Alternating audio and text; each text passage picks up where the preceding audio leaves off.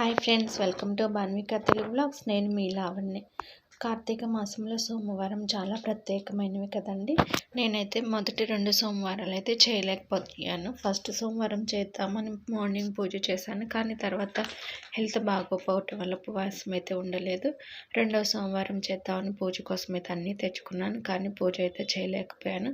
అందుకని 3rd సోమవారం అయినా పూజ చేసుకొని ఉపవాసం ఉండాలనుకున్నాను. దానికోసం అయితే నేను మార్నింగ్ అయితే లేచాను. 4 o'clockకే లేచాను. లేచిన తర్వాత ముందు ఇల్లు అయితే క్లీన్ చేసుకున్నాను. తర్వాత ఇంటి ముందు గడప దగ్గర అయితే పూజ చేసుకుంటున్నాను. మనం ఏ పూజ చేసినా కానీ ముందు గడప దగ్గర, తులసి కోట దగ్గర అయితే పూజ చేసుకుంటాం కదా. అలానే నేను కూడా గడప క్లీన్ చేసుకొని ఇలా పసుపు కుంకుమలతో అలంకరించుకుంటూ ఉన్నాను. వారానికి ఒకసారి అయితే నేను ఇలా చేస్తాను. మామూలుగా అయితే ఫ్రైడే రోజు ఇట్లాగా పసుపు కుంకాలతో అలంకరించుకుంటాను. ఇప్పుడు కార్తీక మాసం కాబట్టి సోమవారాల రోజు ఇలా చేసుకుంటున్నాను. లేకపోతే శుక్రవారము, లేకపోతే ఫెస్టివల్స్ అప్పుడు అట్లా చేస్తూ ఉంటానన్నమాట. నార్మల్గా అయితే ఫ్రైడేసే ఇంపార్టెన్స్ ఇస్తాను. ఇంకేదైనా ఫెస్టివల్స్ ఏదన్నా రోజు వస్తే అట్లాను, లేకపోతే కార్తీక మాసంలో సోమవారం రోజు అయితే గడపకి ఇలాగా పెట్టుకుంటున్నాను. తర్వాత ఇంటి ముందు ముగ్గు కూడా వేసుకున్నాను. మామూలుగా అయితే తులసి కోట కింద పెడితే ఎండ రావట్లేదని గోడ మీద పెట్టాను కదా. ఈరోజు కింద పెట్టి పూజ చేసుకుందాంలే అని తులసి కోటను కూడా కింద అయితే పెట్టాను. గోడ మీద ఎక్కువ దీపాలు వెలిగించి అది అవ్వదులే అని. అలాగే సాయంత్రం తులసి కోట దగ్గర 365 ఒత్తులు కూడా వెలిగించుకుందామని చెప్పేసి కింద అయితే పెట్టుకున్నాను. కార్తీక మాసంలో అయితే సోమవారం రోజు కానీ పౌర్ణమి రోజు కానీ 365 ఒత్తులు అయితే వెలిగిస్తూ ఉంటారు కదా. ఇంకా మేమైతే గుడిలో అయితే వెలిగించాము, కానీ ఇంట్లో వెలిగించడానికి కుదరలేదు. ఫస్ట్ సోమవారం బాగాలేదు, 2వ సోమవారం కుదరలేదని చెప్పాను కదా. అలాగే పౌర్ణమికి కూడా చేయతవ్వలేదు. లేకుంటే పౌర్ణమి రోజు తులసి కోట దగ్గర 365 ఒత్తులను అయితే వెలిగించుకుంటాము. ఇంకా ప్రతిసారి ఇట్లానే చేస్తూ ఉంటాము.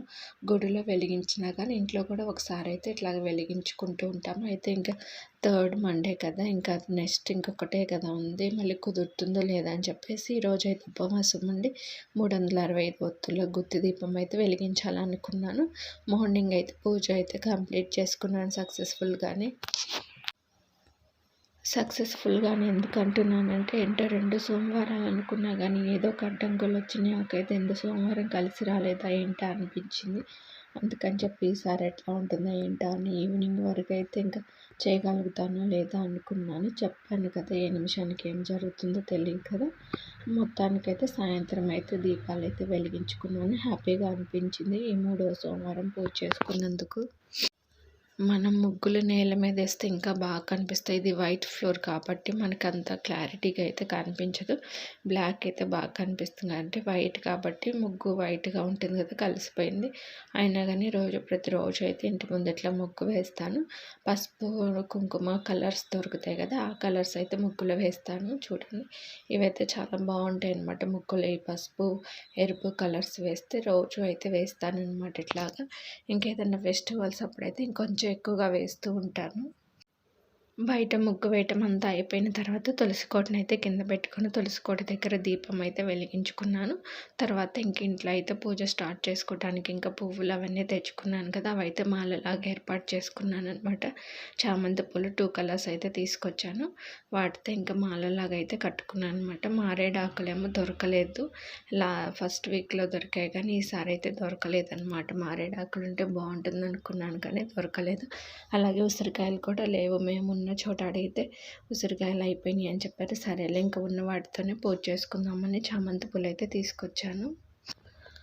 మాల కట్టుకున్న తర్వాత ఇంకా ప్రమిదలకు కూడా గంధం రాసి బొట్లు అయితే పెట్టుకున్నాను. ఇంకా మార్నింగ్ ఈవినింగ్ 2 సార్లు చేస్తాము కాబట్టి 2 సార్లు అయితే క్లీన్ చేసుకుంటాను.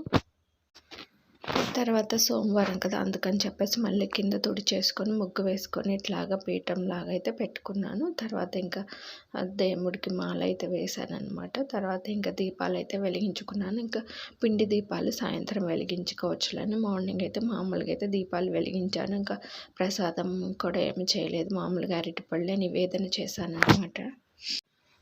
ఇంకా శివుడికి ఇక్కడ పూజ అయితే చేసుకున్నాను. అలాగే పసుపుతో గణపతిని కూడా చేసుకున్నాననమాట. గణపతికి కూడా పూజ చేసి తర్వాత శివుడి అష్టోత్తరాలు అవన్నీ అయితే చదువుకొని తర్వాత అరటిపళ్ళు అయితే నివేదన చేసి హారతి అయితే ఇచ్చాను.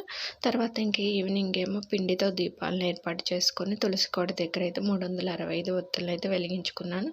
ఫస్ట్ టైం ఎవరైనా నా ఛానల్ని చూస్తున్నట్లయితే ప్లీజ్ సబ్స్క్రైబ్ చేసుకోండి. అలాగే లైక్ చేయండి, షేర్ చేయండి, కామెంట్ చేయండి.